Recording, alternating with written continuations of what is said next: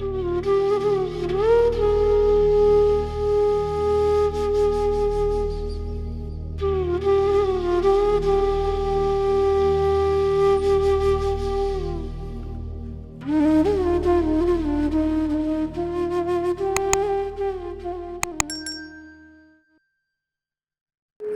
गुरु जी, शुक्राना गुरु जी, love you गुरु जी, अनंतम अनंतम शुक्राना, हर पल का शुक्राना, हर सांस का शुक्राना, जिस हाल में रखो उस हाल का शुक्राना, लव यू गुरु जी। आई हुई प्यारी संगत का बहुत बहुत शुक्राना। जय गुरु जी। गुरु जी दरबार में बैठे हुए हैं, हमें शांति का वो रखना है, गुरु जी का अभी भी सुमिरन करना है। गुरु जी, मैं आपके बारे में या आपकी बड़ाई के बारे में सत्संग सुनाना चाहता हूँ। वही मैं कहूँ, वही बात मैं आपसे करूँ जो आप कहलवाना चाहें, जो आपको अच्छी लगे। मैं अपनी तरफ से कुछ ना बोलूँ। जय गुरु जी। जब हम सत्संग में आते हैं तो माथा टेकते हैं। हमें माथा तन से टेकना, तन से टेकते ज़्यादा सभी माथा। पर गुरु जी कहते हैं मन से माथा टेको, भाव से माथा टेको। साथ में गुरु से अरदास करो, गुरु जी सुमति हमें दे दो, कुमति हमारी हर लो। साथ में गुरु जी के जो रूल है वही फॉलो हम करें। ये सब कुछ करेंगे, गुरु जी हमारी सुनते हैं, गुरु जी हमारे सारे काम बनाते हैं। इस तरह से हमें गुरु जी का मत्था टेकना चाहिए, सुमिरन करना चाहिए। सत्संग में जब हम आते हैं तो तन मन धन से हमें समर्पण करना चाहिए गुरु जी का। तन से समर्पण करने का मतलब सेवा करनी चाहिए, मन से समर्पण करने का मतलब सुमिरन करना चाहिए, धन से समर्पण करना, धन से भी सेवा करना चाहिए। जब सत्संग में हम आते हैं, तन से समर्पण करने का मतलब है शारीरिक सेवा। सेवा छोटी हो या बड़ी हो, सेवा जरूर करना चाहिए। सेवा करने से हमारे शारीरिक कष्ट दूर होते हैं, परेशानियां दूर होती हैं। सेवा सबसे बड़ा सत्संग में बताया गया है साधन। सेवा जो है, कभी हम सोचते हैं घर से सेवा मिल जाएगी, सेवा नहीं मिलती, हमें निराश नहीं होना चाहिए। गुरु जी का हो सकता है उसमें आदेश नहीं हो, और कभी हम सोच के नहीं आते हैं सेवा मिल जाती। गुरु जी हम दरबार में बैठे हैं, एडमिन खड़े कर देते हैं, आप वो गुरु जी का उस टाइम आदेश होता है। वो आपसे सेवा लेना चाहते हैं। हमें उस टाइम सेवा गुरु जी को धन्यवाद देके सेवा करनी चाहिए। और साथ में सेवा करते वक्त हमें गुरु जी का मंत्र जाप मंदिर मनी मन में जो सेवादार उसको करना चाहिए, तभी वो सेवा लगती है। दूसरा होता है मन की सेवा। मन की सेवा का मतलब हमें सुमिरन करना है। गुरु जी दरबार में बैठे हुए हैं, सुमिरन हमें करना है। मंदिर में, यहाँ मंदिर है, कोई किसी का घर नहीं है, हमने नहीं मालूम है किसका घर है। मैं तो मैसेज आया आ गए। हम गुरु जी के दरबार में आते हैं, हम किसी को उसमें नहीं आते। यहाँ पे हमने सुमिरन करना है, ध्यान करना है। सुमिरन हमें ऐसे करना है चकोर चांद से करती है। सिर्फ उसका ध्यान, आंख बंद है तो चांद पे होता है, आंख खोलती है तो भी चांद पे होता है। ऐसे ही हमें यहाँ सुमिरन में बैठे हैं तो आंखें बंद हैं तो गुरु जी के चरणों में ध्यान रखना है, आंखें खोली है तो गुरु जी के स्वरूप को ही देखना है और कुछ नहीं देखना। और उसमें कौन क्या बैठा है, कौन क्या पहन के आया, किसी से कोई लेना देना नहीं। सुमिरन से हमारे अंदर क्या मैल, मन की मैल उतरती है। गुरु जी कहते हैं हमें याद करो, हम आपके काम करेंगे। याद करने का मतलब सुमिरन करो। जितना आप सुमिरन करोगे, जितना आप गुरु जी का मंत्र जाप करोगे, जितना आप गुरु जी का नाम लोगे, उतना ही आपके काम बनेंगे। एक दिन में 24 घंटे होते हैं, 8 पहर होते हैं। गुरु जी कहते हैं एक पहर तो कम से कम हमें दे दो। एक पहर का मतलब 3 घंटे। एक पहर नहीं, आधा पहर दे दो, आधा पहर नहीं, 1/4 पहर दो, कम से कम 20 मिनट तो सुमिरन करो। असली सुमिरन का समय होता है अमृत वेला। जिसने अमृत वेला संभाल लिया, समझ लो उसके सारे कष्ट दूर हो गए। बोलना नहीं चाहिए दास को अमृत वेला बख्शा हुआ है। गुरु जी ने काफी टाइम से मैं करता हूँ। शुरू में दिक्कतें आती थी, अब कोई दिक्कत नहीं आती। अमृत वेला में बैठता हूँ सुबह। कायदे में तो स्नान करके बैठना चाहिए। टाइम 2:30 से लेके 5 बजे तक के बीच का होता है। सूरज निकलने से पहले पहले खत्म कर लो उसको। वो डिपेंड करता है आपको किस तरह से आपने करना है। उसमें पाठ भी कर सकते हैं आप, मंत्र जाप भी कर सकते हैं, ध्यान भी कर सकते हैं, जो आपको उचित लगे। उस समय इतना पीसफुल एटमोसफियर होता है, 9 निधियाँ 12 सिद्धियाँ आपके पास में होती हैं, एकदम कीप साइलेंट एटमोसफियर होता है, ध्यान गुरु जी के चरणों में जाता है। उस समय जो ध्यान करोगे आप, वो सीधी श्रुत गुरु जी के चरणों से लगती है। ध्यान जरूर करो। अब कोई संगत कहती है सुबह मेरा नींद आ जाती है मुझे, उसका भी उपाय है बचने का। पहले तो 5-6 घंटे सोना, जिसकी जितनी कैपेसिटी है। उसके बाद अगर आपको नींद आती है तो आप सीधे बैठ जाएं, पलोधी मार के, सांस को अंदर ऊपर खींचे, थोड़ी देर रोक के रखें, छोड़ दें। 2-3 बार ऐसे करेंगे, ऑक्सीजन अंदर पहुंच जाएगी, नींद आपकी गायब हो जाएगी। अब कोई संगत कहती है हमें सुमिरन तो करते, मेरा मन नहीं लगता, मन भटकता है, उसका भी उपाय है बचने का। तो मैंने ये एक्सपीरियंस है, जब आपका मन भटके, ध्यान न लगे, सीधा उपाय जो आप मंत्र जाप कर रहे हैं, उस मंत्र जाप को आपने तेज आवाज में करना है। इतनी तेज आवाज में करो कान आपके सुने और ध्यान आपके गुरु जी के चरणों में लगा रहे। इस तरह से मंत्र जाप करोगे तो आपका ध्यान भटकेगा नहीं, ध्यान लग जाएगा और एक टाइम के बाद श्रुति ऐसी जुड़ जाएगी, ध्यान गुरु जी के चरणों में ही लगेगा और इतना रस आएगा, शायद दुनिया किसी उसमें इतना रस नहीं मिलेगा।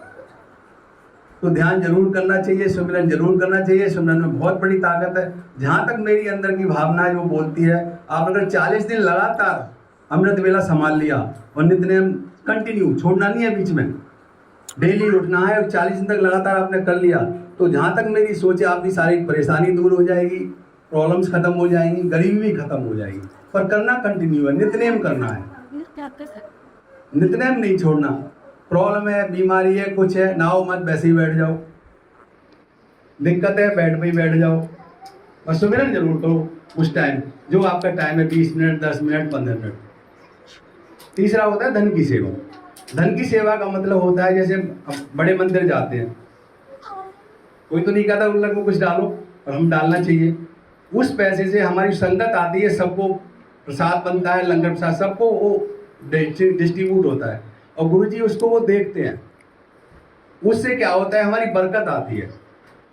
हमें केवल गुरु से बरकत मांगनी है। बरकत का मतलब व्यापार में बरकत, घर में बरकत, बच्चों की पढ़ाई में बरकत, ये आप मांगोगे तो सब कुछ आ जाता है।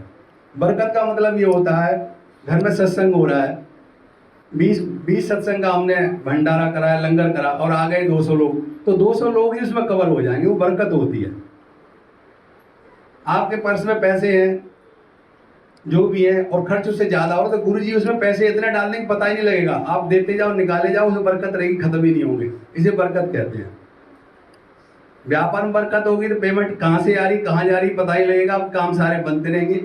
देखो ये मेरा एक्सपीरियंस है, मेरी खुद शॉप है गाजियाबाद में, नोएडा में ही रहता हूँ। जब से मैं गुरुजी ने संभाला है, 10% तो दिक्कतें आएंगी, 100% तो नहीं होता, 10% तो आएंगे, वो आपने देखना, वो भी कट जाती, महसूस नहीं होती उस टाइम। ये है। दूसरा होता है, जब सत्संग में जाते हैं तो देखते हैं कि दीपक जलने से पहले ही लोग मत्था टेकने लगते हैं, गलत है। मत्था टेकने का मतलब है दीपक जलने के बाद मत्था टेकना है। दीपक जलने का औचित्य जो है, जागरण में भी है, घर में भी है, पूजा करने से पहले दीपक जलाते हैं। दीपक जलाने का मतलब ये है कि गुरुजी आप आइए, दीपक हमने जला दिया है, आप विराजमान होइए, हम आपकी पूजा करते हैं, हम आपका सत्संग करते हैं। इस तरह से आप करोगे तो वो माथा टेकना आपका सहज है, बढ़िया, सब कुछ अच्छा है। दूसरा गुरुजी कहते हैं मंगो नहीं मन्नो। मंगो का मतलब मांग तो सब मांगते रहते हैं, कुछ नहीं मिलता। मन्नो का मतलब ये होता है, एक शब्द चलता है गुरुवाणी में, वाणी गुरु है वाणी, जिस बिच अमृत सारे, आप सुनते ही होंगे जाकर। उसका मतलब ये होता है वाणी गुरु है वाणी, जो गुरु जी के बोले हैं वो ही वाणी है और जो वाणी है वो गुरु जी के बोल हैं। हमें गुरु जी के बोल पे चलना है। गुरु जी के बोल क्या है? सत्संग में हम आते हैं, जूते बाहर उतार के आते हैं, अपनी बुद्धि वही बाहर छोड़ाओ, अंदर बैठे हो, हिब्बट नहीं करो, चुगली नहीं करो, निंदा नहीं करो, चुपचाप बैठो, बातें नहीं करो, सब गुरु जी का सुमिरन करो, ध्यान गुरु जी के चरणों में रखो। ये कोई पार्टी नहीं है, सत्संग है, ये यहाँ सब सुमिरन करना है बस। न ताली बजानी है, न लिप सिंग करनी है, न मुंह से वो उसका वो करना है, सिर्फ आंखें बंद करके सुमिरन करना है। ये सब करते हुए आप जाएंगे, कुछ ना कुछ गुरु जी आपको ब्लेसिंग जरूर देंगे। एक सत्संग में आपको सुनाता हूँ, मोटिवेशन होगा आपका बहुत ज़्यादा। पुराना सत्संग है। बड़े मंदिर में एक सरदार जी थे, उनकी सेवा लगी हुई थी। काफ़ी टाइम से वो सेवा कर रहे थे, सब कुछ बढ़िया चल रहा था, जोड़ागढ़ में उनकी सेवा थी, कोई दिक्कत नहीं थी। गुरु जी के पास बहुत सब कुछ ठीक ठाक चल रहा था, बहुत अच्छा कारोबार था दिल्ली में उनका, बहुत अच्छा कोठी थी, दरबार भी बहुत बढ़िया बना रखा था, एक बेटा था 22 साल का। एक हमारी वसुंधरा वैशाली की एक संगत थी, वो भी गुरु जी के दरबार में जोड़ागढ़ में सेवा के लिए जाती थी। धीरे धीरे उनका इंट्रोडक्शन हो गया, फ़ोन नंबर ले लिए उन अंकल के, तो फ़ोन भी करते रहते थे एक दूसरे को। अब गुरु जी के माया देखो कैसे नींबू की तरह निचोड़ते हैं, उसके बारे में सत्संग है। ध्यान से सुनो, बातें नहीं करो। सब कुछ ठीक ठाक चल रहा था। एक समय ऐसा आता है, उनका बेटा जो होता है वो कहीं जा रहा होता है स्कूटी पे, उसका एक्सीडेंट हो जाता है और उसकी मौत हो जाती है। जब उसकी मौत हो जाती है, वो सरदार जी इतने दुखी होते हैं अंदर से। एक ही बेटा, काफ़ी टाइम से गुरु जी की सेवा कर रहे, उसके बावजूद गुरु जी ने ये कर दिया, तो उनको अंदर से इतना पश्चाताप हुआ, इतना टूट गए, उन्हें गुरु जी से भरोसा ही हट गया। भरोसा हटने का मतलब ये हुआ, जैसे घर पे पहुंचे, जब ये कंडीशन हुई तो उन्होंने फिर संगत को, जो सेवादार को फ़ोन करा, सारे सेवादार वहाँ पहुँचे, क्रिया हुई बच्चे की, सब कुछ हुआ। देखा तो उन्होंने क्या करा, सारे स्वरूप हटा दिए, सारे आउटलेट हटा दिए, गुरु जी का दरबार भी हटा दिया। तो गुरु जी से उन्हें भरोसा टूट गया कि इतना करने के बावजूद गुरु जी आपने मेरे साथ क्या किया। अब आम संगत क्या कर सकती है, जो गुरु जी की मर्जी, ठीक है, जो होना था हो गया, सब करके वो सेवादार अपने अपने आ गए। उसके बाद क्या करा, उन्होंने मंदिर आना छोड़ दिया। काफ़ी टाइम मंदिर नहीं आए, 1 साल 2 साल 3 साल 4 साल 5 साल निकल गए। धीरे धीरे क्या था, उनका फ़ोन में जैसे बात थी वो भी होनी बंद हो गई, अंकल की जो होती थी। कोई नहीं, ठीक है, जिसकी जैसी मर्जी, जिसको जो दरबार जहाँ सूट करे वो कवर करे। 5 साल बाद अंकल का उनका फ़ोन आता है, उस सेवादार अंकल को, कि अंकल हमारे घर में सत्संग है, आपने उस डेट में आना है। वो अंकल कह रहे, तो उन्होंने विश्वास ही हट गया था, कैसे हो सकता गुरु जी कृपा, किस तरह से कृपा क्या हुई।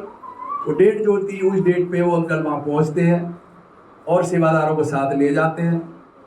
देखते हैं बहुत बढ़िया दरबार उन्होंने तैयार कर रखा था, पहले से भी और 100 गुना बढ़िया दरबार, हर तरह से इतना सब कुछ बढ़िया, लाइटिंग और बड़े बड़े होर्डिंग और वो सब तैयार करके बहुत अच्छा था। सत्संग हुआ 2 घंटे का। सत्संग के बाद प्रथा होती है, अपना सत्संग सुनाइए, बढ़ियाई कीजिए गुरु जी की। एक 5 साल का, 1 डेढ़ 4-5 साल का बच्चा आता है, वो अपना सत्संग सुनाता है। वो अंकल कहते हैं ये बच्चा सत्संग सुनाएगा, सुनते हैं सत्संग। वो कहता है कि मेरा पुनर्जन्म हुआ है, पहले मैं इनका बेटा था, मेरा एक्सीडेंट हुआ था, मेरा दोबारा इस घर में जन्म हुआ है। 56 साल की वो लेडीज थी, दोबारा कंसीव हुआ, बेटा गुरुजी ने दिया, वो ही बेटा उनके घर में दोबारा जन्म लिया उसने। तो गुरुजी कैसे कृपा करते हैं, किसके साथ कैसे करते हैं, बस निचोड़ते जरूर है।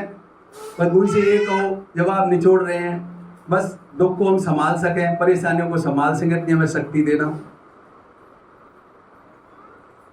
गुरुजी हमारे इतने भोले हैं, बड़ी जल्दी सुन लेते हैं संगत की और उसके कष्ट भी काट देते हैं। तो इसलिए यही मेरा कहना है, सत्संग में आप आते हैं, कोई पार्टी वो नहीं है, यहाँ सिर्फ ये सोच के आई हमने वहाँ सुमिरन करना है, ध्यान करना है,